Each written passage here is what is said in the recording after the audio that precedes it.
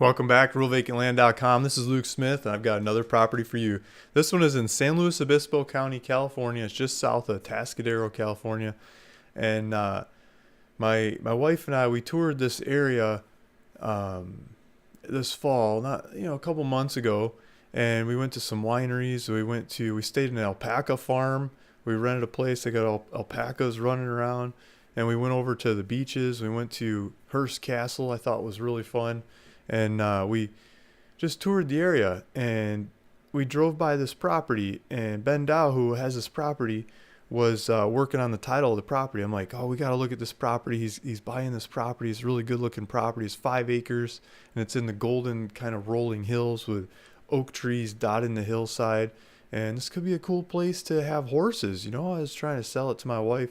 Like, this is a good looking property. We could build a house here, have some horses, and the schools are good for the kids. And I mean, she's like, yeah, but we weren't sure if he's going to get the property or not. So we're just looking. We're always looking, always open for change, open for new ideas, open for see what happens. So here's a picture of the property in the background, and let's see if I can point it out. It's just a bunch of oak trees on a hill, and then up over this hill, not too much further, is the ocean. And you've got a couple roads that head back that way. But down at the bottom of this hill, down here is Highway 101. So I think you could access it off the 101 and then driveway it up around this hill, and I'd put the house behind it, so you don't have to look in here at the 101, but you got good access to the 101. Let's jump into the ad and take a look. So this one took a while to come through title. It's all cleaned up and ready now. Ben Dow's the owner. His name and numbers on there. You can take a look at that. And I got to fix the pictures on here, and the pictures aren't all of the right property. But okay, so here's the right property. So it's these golden rolling hills with oak trees on the hills. And this is a view of out to, I think it's Atascadero over here. And then on the left side of the screen, we're seeing, over those hills would be the ocean, not too much further. And on the right side, over some more other hills, would be the Central Valley. And so here's a driveway you could use to come around and get into these hills and make it your own. Looks like there's a cattle fence down here too. I think this area is cattle country. You'd have to fence the cattle out. So it looks like somebody built a cattle for the farmer and for the cattle and stuff to go under the highway. So when they put the highway through, lots of times they build these underpasses for the farmers. You go right through the farmer's land. You got to give them access to the other part of their land. So they build these kinds of underpasses. It's not like a big official underpass that you could drive, semi-truck through, but they usually try to make them big enough to drive a tractor through there and drive your cattle through there. So that's going underneath the 101 out front to the other side, and there's driveways out and around and stuff. So here's a view kind of from the property or above. This is probably a drone shot from above the property looking down at the 101.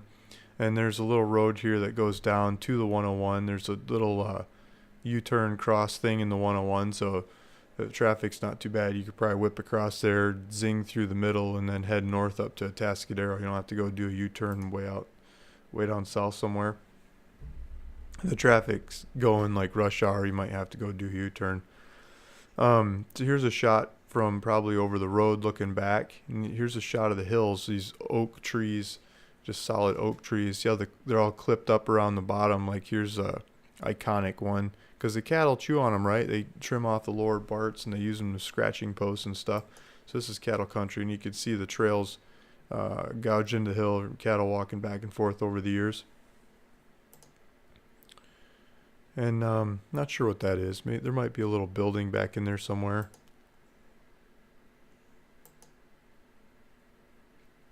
Yeah, so it's these hills here, and so you could come up around one of these bends, build a house in the background, or put a house up on top of the hill and get big views.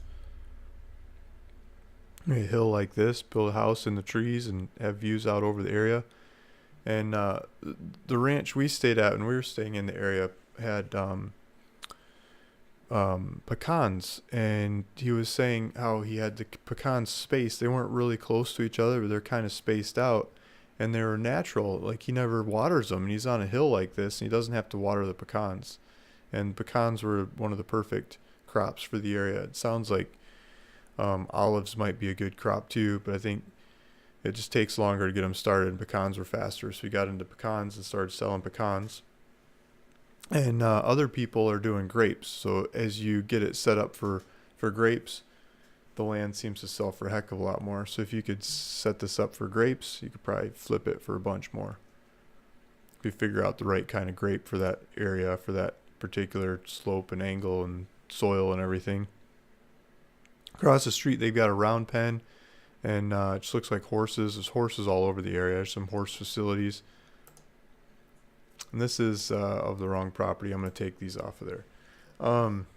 So Bendow made some videos. He had a drone guy go over there and take videos. So we've got a couple different shots. You can see drone videos of the property. You can see more pictures of the property by going to the link below. If you look in the description of this video, get a link back to my website, ruralvacantland.com. It'll show you this property and also my maps. So we got the map here. We got the map set up. Let's blow this up. So here's that hill with the trees on it, and here's that little road we're talking about. It's a little driveway road kind of thing coming in, and I think you could bend around that hill and up and put a house on top of that hill and have views looking out with oak trees in your yard. You know, stick a house right in between there and go for it. So it's a little over 5 acres, and it looks like there's some water, little water hole back here coming down. It's probably good for the cattle. But not too far behind you, this road comes up a little bit. It's cattle country, and then it turns into government land. So if you had a horse and you rode up this road a little bit, I think you're going to be in government land before you know it. There's probably horse trails all over the place, or cattle trails you can turn into horse trails and go explore a lot of these hillsides. So the hills are on both sides of the valley. North of it is Atascadero. To the west, you've got this range. You go ride your horse in, or go walk your dog, or hike and explore in the government land. And then beyond it, you've got, I think that's Morro Bay right there, right? It's got to be Morro Bay. I'm dead sure that's Morro Bay. I don't see a name, but yeah, excuse me, Morro Bay. So Morro Bay's got this big rock down here at the south end of the bay somewhere. I don't see it on the, but they've got a nature preserve, little restaurants on the water, and I took the kids into there's some displays that talk about all the different kinds of birds and plants and animals and things there in town in Morro Bay. I thought that was pretty cool. And we went to the beach over here. You go to the beach, and the wind was blowing something hardcore. The sand was going all over the place, but it was still beautiful. It was fun. It was awesome.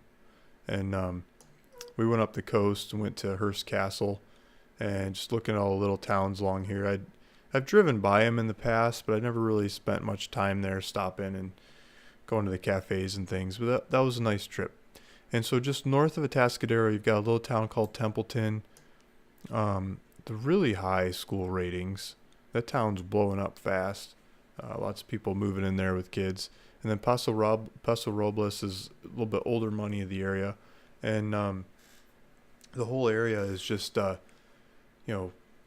beautiful ranches and wineries. You can go to the wineries, and we went and did some wine tasting trips, and just looking around. And it seemed pretty expensive to me. So there's a Trader Joe's in Templeton. So we ended up just going to Trader Joe's most of the time. So I pulled up some directions to Trader Joe's. If you guys have never been to Trader Joe's and you like wine, they've got a cheap selection. They had a bunch of local wines too. So we got local wines instead of buying them from the wineries. Get them a lot less expense. So here's from the property to that Trader Joe's is 10 miles. And Atascadero's in between. It's a couple 4 or 5 miles to Atascadero. And they've got lumber.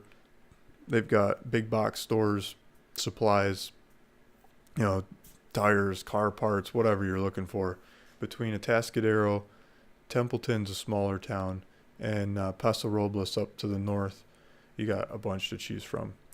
I had a good time in the park in Paso Robles too. The kids are always antsy and amped on trips like this. We stop at a lot of parks, and there's a golf club. I don't know where the park is, but you know, next to the just downtown, the main park there was awesome. The kids made friends like instantly with the other kids that were playing there, and it was well groomed park, just neat town, friendly people, and just the whole area seemed to be very friendly people. So say check it out. Whether you're interested in this property or not, go do a road trip through Paso Robles and Atascadero, and just a neat area to explore. And while you're there, why not look at the property? Maybe you change your mind, you find a new location, change your life, change your mindset, change your finances, change your friends, change all kinds of stuff. Start over, have a new shot at things. This could be a good property to do it with. So the link down below takes you to the website, and there you've got GPS coordinates. You click on that on your phone, you go take driving directions, get driving directions to go see the property. In the computer, you pull it up, it'll be maps. Maybe we could do that. I could see some 3D action on here. See if it takes a little bit to load. So here's that same hill with the trees capping the hill, and the little road coming off here to get to the property. And I'm holding down the control to show you this hill. Yeah, so here's the little road. I mean, you maybe take this one under the highway, or this one off the highway, or this one from through the neighbor's property or whatever. But just get yourself back in there. Here's the hill. Trees are growing on top of the hill. Probably the best sunlight there. Or the least cattle chewing on their seedlings. I don't know. I'll call them back in a sec. So there's the property. And yeah, there's a buy it now button. I don't think you're going to put 97 grand on a credit card, but you could probably try. There's $1,000.